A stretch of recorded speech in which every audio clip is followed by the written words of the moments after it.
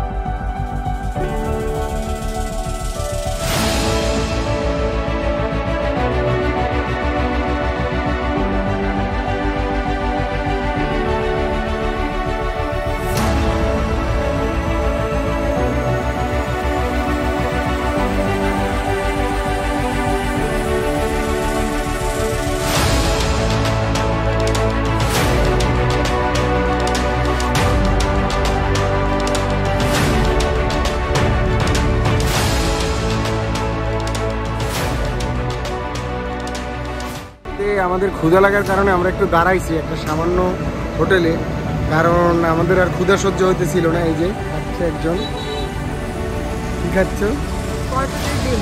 কটকের ডিম খাচ্ছে, কিচ্ছু করার নেই। তো আমরা মোটামুটি দেড় ঘন্টার মধ্যে কত কিলো, 140 কিলোর মতো মনে হয় পার করে চলে আসছি।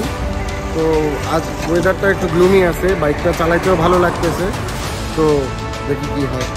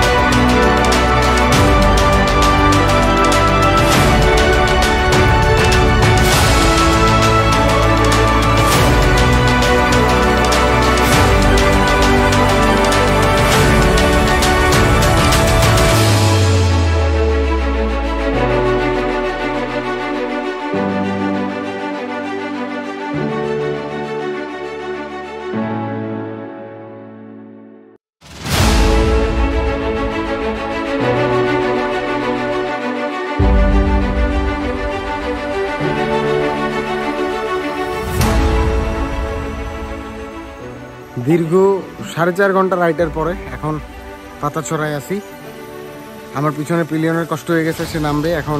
আমাদের রাইড হয়েছে প্রায় অ্যাবভ কত, ওদিকে 200 আমার রাইড হয়েছে কাছাকাছি এরকম 230-40 বা 50 এরকম রাইড হয়েছে। বাট ভাই আজকে কোথাও দাঁড়ায় নেই ভাই, একদম মনে করেন অবস্থা খারাপ। এই পুরা রাইডটার মধ্যে শুধু আপনাদেরকে হয়তো একটা ফুটেজ দেখাতে পারবো, আমরা একটা জায়গায় শুধু এক কাপ চা খাইছি, সাথে সাথে উঠে আবার রওনা দিয়েছি। এখন পর্যন্ত আমরা খাইও নাই, আমরা সকাল 5টায় রওনা দিয়েছিলাম। আর সাজেকের রাস্তার অবস্থা এত খারাপ যেটা আপনাদেরকে বলে বুঝতে পারবো না। এখন হয়তো পিছনে একটু ভালো দেখা যাচ্ছে, কিন্তু এই মুহূর্তে আপনার বারোইহাটি থেকে ঢোকার পরে আমি যে রাস্তাটা পাইলাম, তো ওইটা আর কি মানে কোনো রাস্তার মধ্যে পড়ে না। ওটা আমি যে কীভাবে চালা আসছি, আমার বাইকের গলা মানে যেটাকে বল রেসার বলে, বল রেসার ঠক ঠক ঠক ঠক করে কাঁপতেছে। তো বুঝতেই পারতেছেন যে কি অবস্থার মধ্যে আমরা আসছি। তো এখন সম্ভব না, আমার মনে হয় এখন সাজেক খালি আছে। তো গিয়ে দেখতে হবে যে কি একটা অবস্থা, যে খালি আছে কি নাই আমি জানি না আসলে, কারণ আজকে হচ্ছে মেবি ঈদের আগের দিন।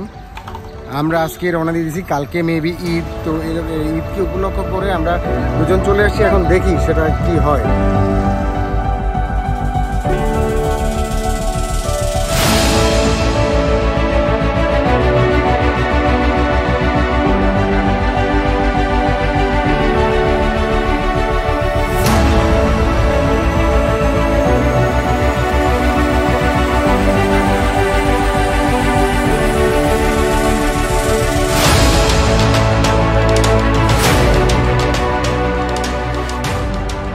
আমরা এখন দিঘিনালাতে এসে আর একটা ব্রেক নিয়েছি। এই জায়গায় মোটামুটি একটা ভালো জায়গা পেয়েছি, খুব সুন্দর একটা দোকান, পাশে আছে দোলনার নদী। এখানে বসে আমরা একটু সময় কাটাবো।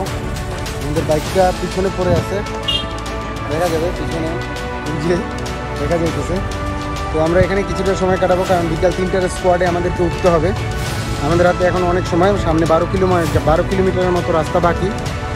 দ্যাটস ওয়াই চিন্তা করলাম যে একটু কিছু সময় এখানে সময় নেই, একটু রেস্ট করি, দেন হচ্ছে এখান থেকে রওনা দিই।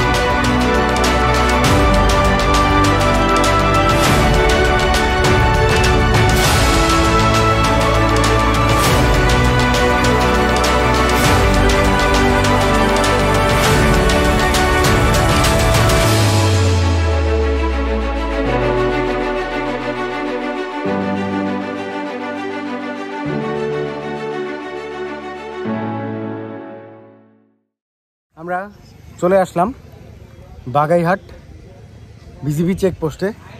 আর এখান থেকে আমি আমার অনুমতিটাও নিয়ে নিলাম। এখানে আপনার একটা এনআইডি কার্ডের কপি দিতে চাবে, আর ওখানে আপনার গাড়ির নাম্বার এগুলো শো করতে হবে। আর যদি এনআইডি কার্ড না থাকে সেক্ষেত্রে আপনি গাড়ির ড্রাইভিং লাইসেন্স দেখাইলেও হবে, আপনার বাংলাদেশে কোনো একটা ভ্যালিডিটি দেখাইলে হবে।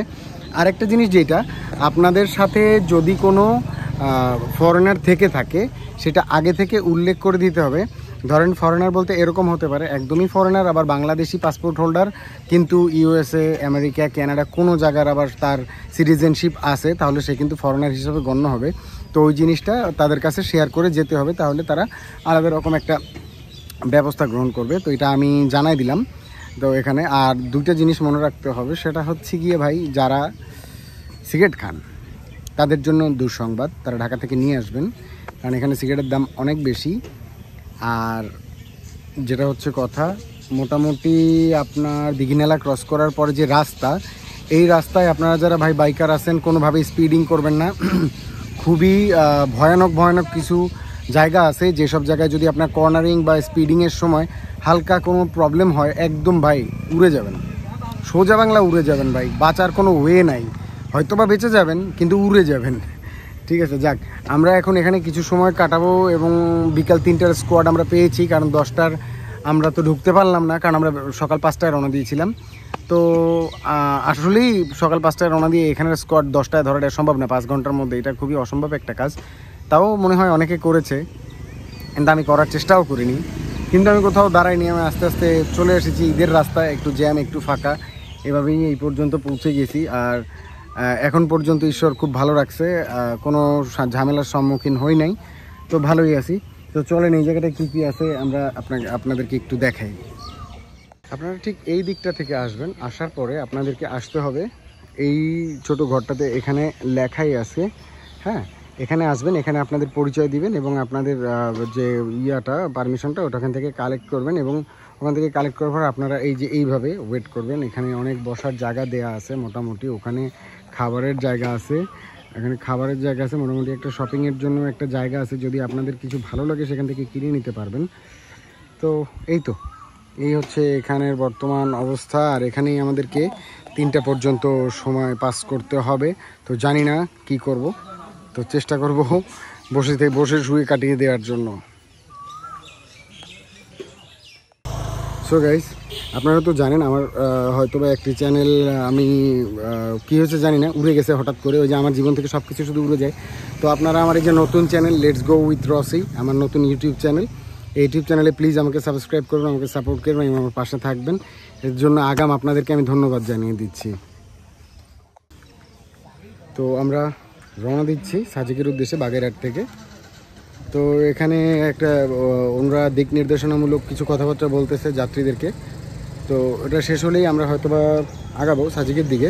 তো সাজিকের পথে যেতে যেতে সাজিকের সৌন্দর্যটা আপনাদের মাঝে তুলে দেবো। আমি জানি না ক্যামেরার মাধ্যমে কতটুকু তুলে ধরা সম্ভব হবে, কিন্তু আমার মনে হয় যে কিছুটা হলেও দেখতে পারবেন। তো দেখি, লেটস সি।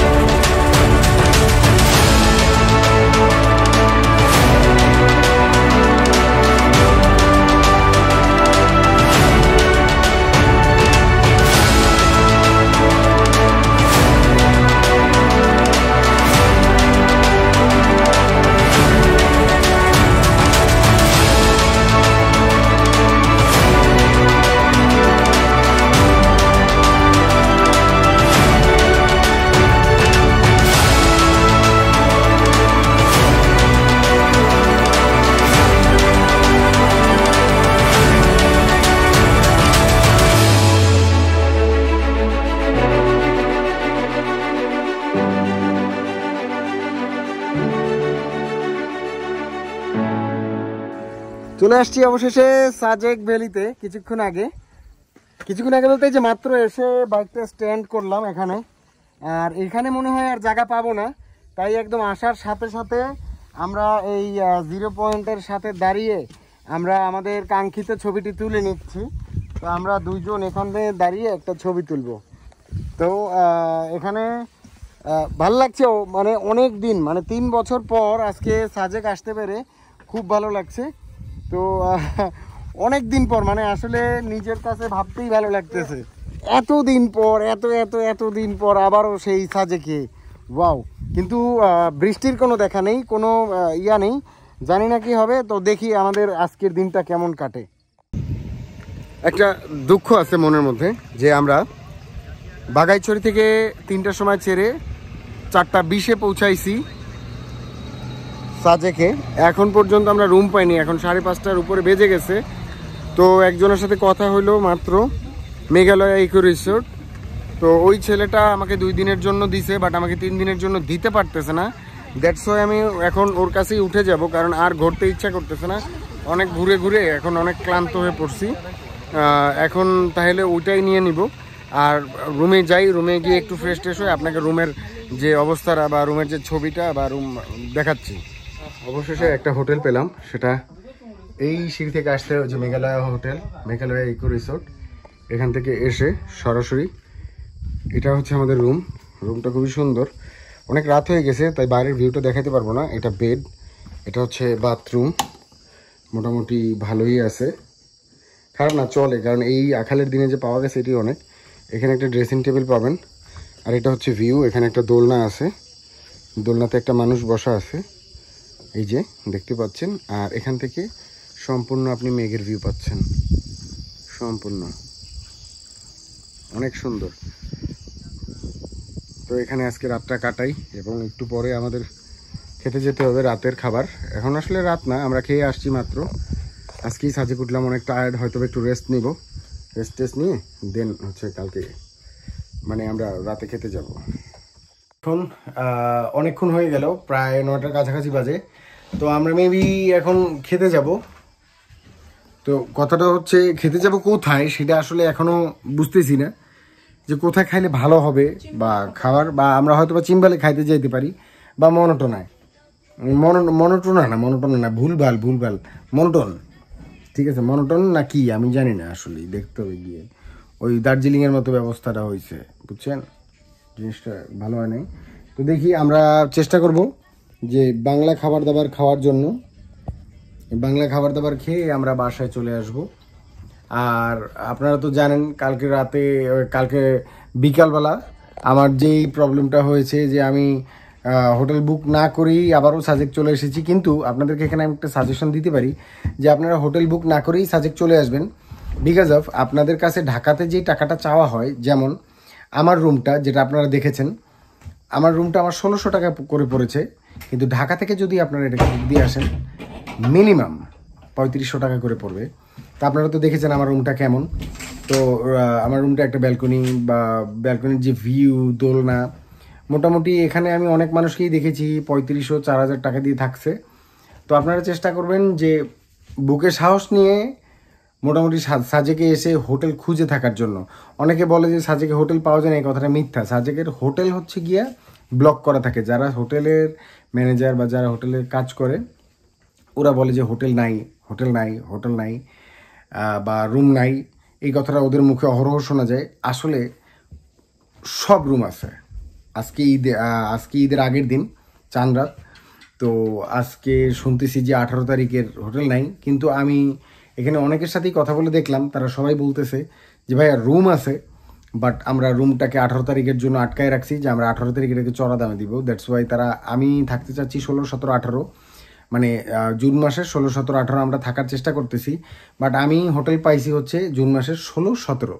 বিকজ অফ 18 তারিখে তারা মনে করতেছে তাদের এখানে একটা অনেক বড় চাপ হবে। তো আমি তো 18 তারিখ পর্যন্ত আসি, আপনারা আপডেটটা পেয়ে যাবেন যে আসলে কতটা চাপ হয় আর তারা আসলে এখানে সিন্ডিকেটটা কি করে। তো এই সিন্ডিকেটটা আসলে বুঝে আপনারা যদি সাজেক আসেন, আশা করি আপনারা রুম পাবেন। আর তারা যে রেটটা চাবে সেটার অর্ধেক আসলে রুম ভাড়া। তো আপনারা সেই অর্ধেক রুম ভাড়াটাই তাদেরকে বলবেন, ধরেন তারা যদি আপনার কাছে বলে যে ভাই 3500 টাকা, আপনি তাদেরকে বলবেন সোজা বাংলা 1250 টাকা বা 1350 টাকা এরকম। কিন্তু আপনাকে বেশি দিন থাকতে হবে। আপনি যদি মনে করেন যে একদিন থাকবেন, সেক্ষেত্রে আপনাকে কিন্তু কনসিডার করা হবে না। কিন্তু আপনি যদি 2-3 দিন থাকেন, দ্যাটস ওয়াই আপনি দেখা যাবে যে যেই রুমটা আপনার কাছে 3500 টাকা চাওয়া হয়েছে, সেই রুমটাতে হয়তো বা আপনি 4 থেকে 4500 বা 5000 টাকায় 3 দিন থাকতে পারবেন। এটা হচ্ছে আপনার রুম নিয়ে একটা কথা। আর এখন আমরা খেতে যাব, আপনাদেরকে খাবার দাবার বা আমরা যে জায়গায় যাব ওটা পুরোটা আপনাদেরকে শো করব। আর তখন আমরা জানিয়ে দেবো যে আমরা কোন হোটেলে যাচ্ছি, কেমন খরচ।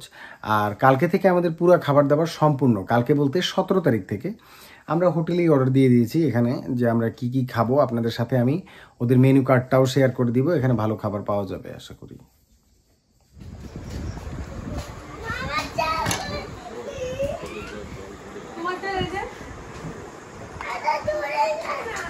আমরা খেতে চলে আসছি মেঘালয় রিসোর্টের ভাইয়া আমাদেরকে আমাদের বিরিয়ানি সার্ভ করে দিচ্ছে। আপনাদেরকে বলেছিলাম আমরা যে রিসোর্টে আছি, তো রিসোর্টের নামটা আমি একটু আগে জানতাম না, ভাই আমার তার নাম্বারটা সেভ করে দেওয়ার কারণে আমি জানতে পারলাম আমাদের রিসোর্টের নাম মেঘালয়।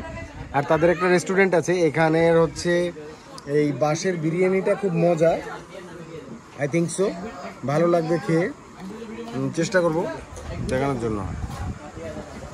সাথে তারা দিয়েছে একটা সালাদটাও অসাধারণ।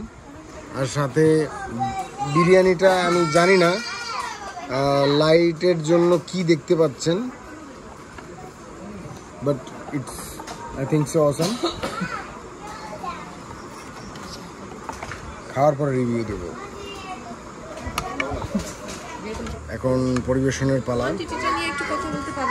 কোয়ান্টিটি ইজ সো গুড, মানে ওরা যে কোয়ান্টিটিটা আপনাকে দিবে, কোয়ান্টিটিটা অন্যরকম লেভেলের, যেটা আপনার কষ্ট করে চেয়ে খেতে হবে না। আর এই বিরিয়ানিটা আপনাদের কাছে ওরা রাখবে হচ্ছে এই যে ব্লগার, বিশাল ব্লগার, আপনারা দেখেন বিশাল ব্লগার। আচ্ছা যাক, যা বলতেছিলাম, এই বিরিয়ানিটা আপনাদের কাছ থেকে 750 টাকা রাখবে। সাথে আরও একটা জিনিস দিবে, চাটনি ওরা বানানোর মতো সময় হয়তো বা পাবে না, তাই এই চাটনিটা ওরা এখানে দিয়ে দেবে। তো খাওয়ার পর আমি রিভিউটা আপনাদেরকে দিয়ে দিচ্ছি। বলেছিলাম খাবারের রিভিউ দেব, সময়ের তো অসইল না। আপনারা একটু দেখেন, জিনিসটা আসলে খুবই সুন্দর। সাথে আবার আমাকে একটু ঝোল দিয়েছে ওরা অনেক আন্তরিক, যা চাচ্ছি তাই পাচ্ছি। বাট সহ্য করা সম্ভব হচ্ছে না, এত মজা। বলো কেমন মজা?